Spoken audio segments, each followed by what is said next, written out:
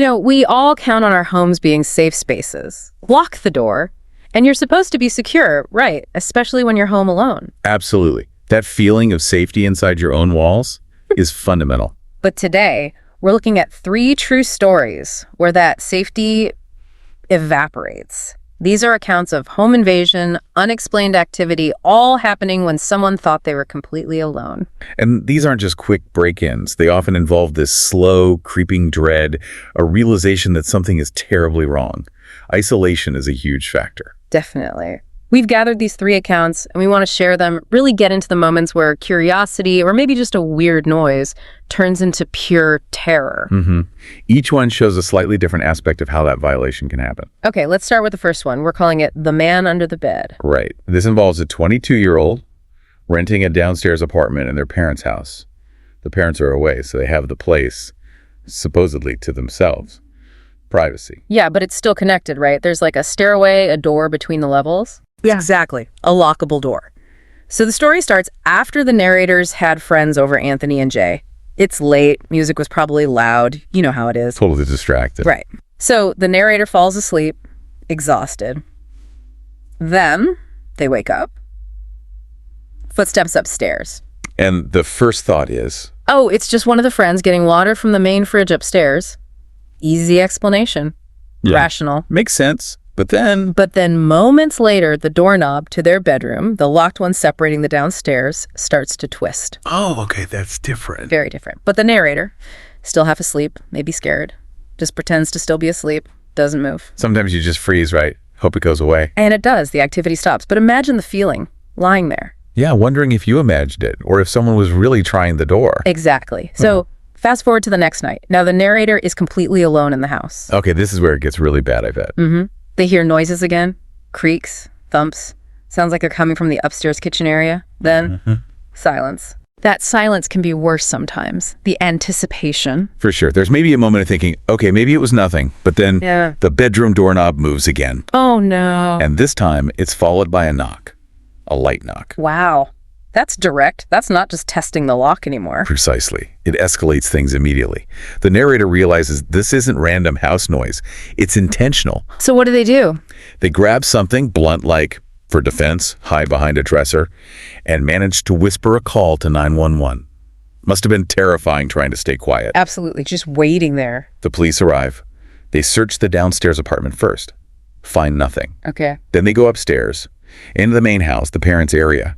Suddenly, the narrator hears shouting, officers yelling, sounds like a struggle, coming from the parents' bedroom. So they peek in. Yeah, they look in, and they see 2 officers pulling this man out from under the parents' bed. Under the bed. Jeez. Described as tall, dirty, scary looking, wearing a sweatshirt and shorts, just hiding there. That is horrifying. And the look he gave. The source mentions this haunting look of hate, which is just chilling. And it makes you think, when did he even get in? Could it have been the night before? That's the really unnerving part, isn't it?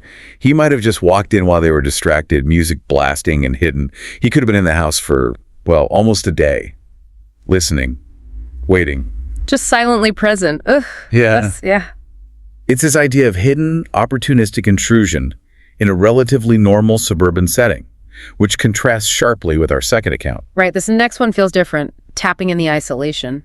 Sounds remote. Extremely remote. We're talking about a cabin in rural upstate New York, miles from the nearest neighbor. The narrator actually loves the solitude. Until you hear something you can't explain. Exactly. It starts small, a twig snapping, leaves rustling outside. Easy to dismiss, right? Animals, wind. Sure. Normal sounds in the woods. But then it progresses. It becomes this quiet, almost sneaky scratching sound. And its specific seems to come from near the spare bedroom window. Okay, scratching is less like an animal, more deliberate. Right. They try to rationalize maybe squirrels on the roof, branches scraping the siding, but the sound persists. That's where the isolation really gets to, I imagine. No neighbors to ask, did you hear that? Precisely. You're left questioning your own senses. Is it real? Am I just getting paranoid out here alone? So this goes on for a bit. The tapping, maybe whispers. Yeah, nights of this tapping and what sounds like faint whispers. Eventually, the narrator decides they have to investigate. They grab a flashlight, a crowbar for protection. Good call on the crowbar. Definitely. They go into this unused spare bedroom, and they find the closet door, just slightly ajar. Which it shouldn't be, right? If the room's unused. Correct. So they look inside the closet. Deep inside, caught on the wall, like snagged on a nail or rough wood, What? a small piece of dark, torn cloth, like from clothing. Oh, wow. Okay, that's proof. That's not paranoia. Undeniable proof. Someone has been inside that closet, inside the house. The whole, am I imagining things? Debate is over. Reality just crashed in. So what happens then? Do they call the police? Not immediately. The narrator is understandably freaked out. They actually resolve to just try and stay in their own bed, maybe hoping it was a one-off. But the tapping comes back. The tap, tap, tap returns. Persistent. So fueled by adrenaline, maybe anger now too, they run back to that spare room window, yank back the curtain, And and they see it. A shadow. Someone standing just outside the window, barely visible in the dark. Just standing there, watching. oh my God, just watching. But it gets worse. Almost immediately after seeing the shadow, they hear a sound from inside the house. A slow creak from the hallway. They're inside. Whoever was watching is now inside the cabin. Yes. Confirmation. The watcher wasn't just content to watch anymore, so escape is the only option.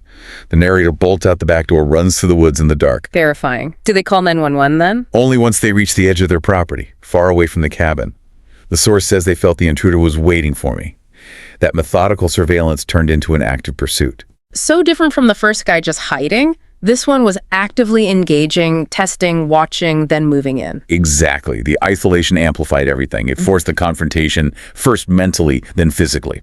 Which brings us to the third story. This one has a twist, right? The creepy relative. It does. This one happened back in 2008. The narrator is younger, just 15, home alone late at night, except for the family dog, Abby. A dog helps, usually. A deterrent. Usually. Abby's described as a normally good-natured black lab. But on this night, she starts barking like crazy, maniacally, the narrator says, focused on the windows. Okay, dogs know. That's a bad sign. Definitely. Then the narrator hears it too. First, knocking or rustling sounds at the front door. Then, loud knocking, but from the side door. Trying different entrances. Seems determined. Very determined. And then comes the most terrifying part. They hear the distinct sound of someone trying to shimmy the doorknob to the basement entrance. Shimmying, like trying to force it without breaking it. Exactly. Trying to manipulate the lock mechanism. And crucially, this basement entrance was described as somewhat hidden, not obvious. So whoever it is knows the layout of the house. This isn't random. That's the implication. You wouldn't know about a hidden basement door unless you were familiar with the place. Yeah.